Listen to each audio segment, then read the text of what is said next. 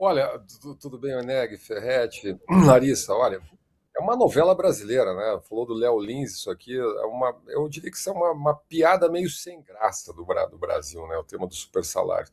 E aqui, a gente sempre quando discute super salários, parece que a gente está contra alguém, não é? Contra, enfim, pessoas que são dessas carreiras, que recebem o seu salário, estão lá no seu, entre aspas, no seu direito, não é? Porque são profissionais, então fazem o seu lobby, tem as suas corporações, tem as suas associações de classe, enfim.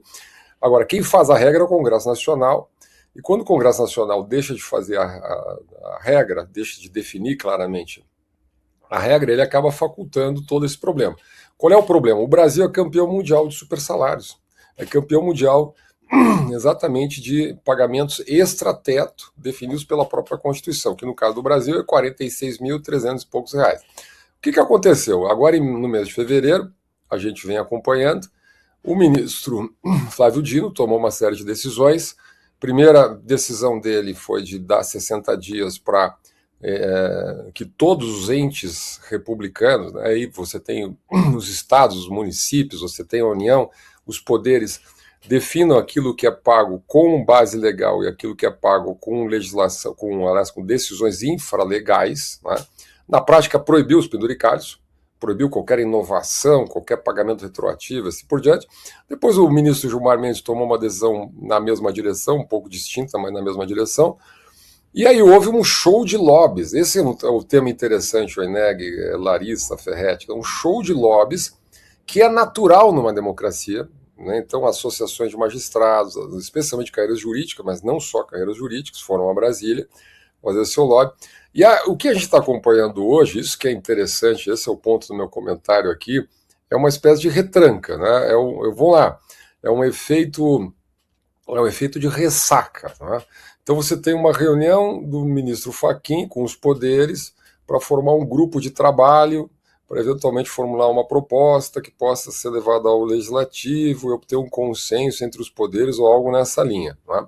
Aí você tem a ideia de uma regra de transição.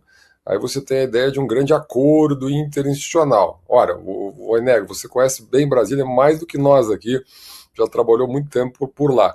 Quando se ouve falar em grupo de trabalho em Brasília, quando se ouve falar em regra de transição, quando a gente ouve no Congresso Nacional que esse ano é um ano muito difícil, que tem eleições, que eventualmente era melhor deixar isso para 2027, a minha impressão é que quem paga a conta, ou quem acaba pagando a conta é o contribuinte. Né?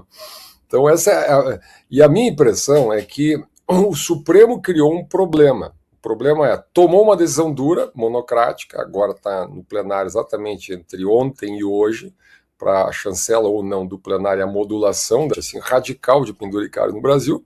As corporações vão protestar, mas não há muito o que fazer. Duvido que isso aconteça. Duvido que isso aconteça. Eu acho que a linguagem do gerúndio vai acabar sendo vencedora. Isso vai ser passado ao Congresso Nacional, o governo não assume a sua responsabilidade, vai lavar as mãos, os deputados, os senadores não vão querer ficar com essa batata quente na mão, eventualmente vão jogar isso para o ano que vem, e o assunto vai acabar perdido no contexto, na conjuntura, enfim, no embate do ano pré-eleitoral e assim por diante. Posso estar errado, não gostaria, a gente vai acompanhar. Schiller, eu acho que a chance de você estar errado tende a zero, porque eu só tenho uma certeza: eles não vão aceitar viver com o salário estabelecido para o teto. Não vão. Eles já não estão vivendo assim há muito tempo. Então não existe a possibilidade de você imaginar esses milhares de servidores que vivem com salários acima do teto, lembrando que a parcela extra-teto não paga imposto de renda, porque não é salário, são outras formas de recompensa. Então, um camarada que está acostumado a viver com 80, 90, 100, ele vai viver com 46, 44? Não vai, não vai. Não há a menor possibilidade. E também não vão poder aprovar um aumento salarial para 80 como teto, porque depois nós vamos ter gente ganhando 200. Então, eu acho que esse assunto é um nó, o verdadeiro nó. É pior do que a jornada 6 por 1, 5 por 2, 1 por 4, 1 por 6. Eu acho que é mais atrapalhado para resolver. É a verdadeira questão, é a corporação corporando. Olha, vamos lá, né? Mas se o Congresso acha, muita gente em Brasília acha que 46.300 e pouco é pouco, né?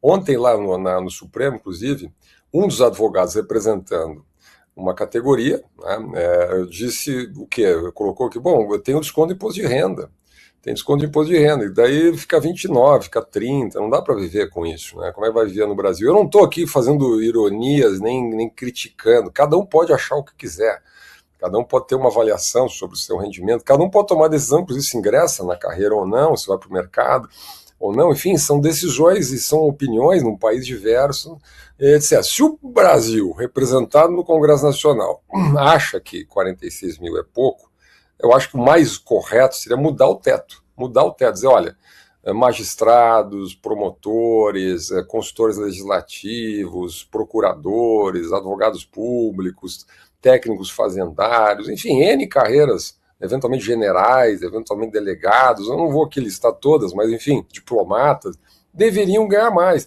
Muitos argumentam que, bom, são carreiras que no setor privado pagariam mais, há muito trabalho, há sobrecarga, tem que ter atrativa essa carreira. Eu não estou entrando no mérito, né? Quer dizer, você, porque óbvio, você tem outro tipo de vantagem. Tem o problema da vocação do setor público, né? Tem o problema do comparativo internacional do que o Brasil paga e que outros países pagam, né? Tem o problema da renda média do país. O Brasil é um país pobre, renda média baixa, quer dizer, então a gente está pagando muito. A gente tem salários altos na ponta para uma renda média muito baixa no país. Nós temos uma carga tributária de 34% do PIB. Bom, o meu ponto é que tudo isso precisa ser discutido num lugar chamado Congresso Nacional. Tá? Acho ruim para o país quando um ministro toma uma decisão monocrática dizendo, vem cá, vocês não vão decidir isso lá no Congresso Nacional, vocês aprovaram uma PEC em 2024 que delegava ao próprio Congresso a função, a obrigação de elaborar uma legislação, aprovar, legislar em legislação complementar para definir o que é teto e o que não é teto. Isso não foi feito até agora. Né? E pelo humor que eu sinto dentro do Congresso Nacional, não será feito esse ano. Né? Então eu concordo contigo, eu acho um tema muito difícil. E também concordo que se aprovar 80 mil a teto, né, e isso não for delimitado, desenhado, como a gente diz, né, vai ter 180, 280, porque o penduricalho vai continuar acontecendo. Né? Por isso que a imprensa tem um papel, por isso que isso tem que ser discutido pelo país. O governo tem que assumir responsabilidade, o Congresso assumir responsabilidade. De qualquer maneira, é exatamente o ponto que a gente está, é a discussão de hoje à tarde no Supremo Tribunal Federal, e a gente vai acompanhar.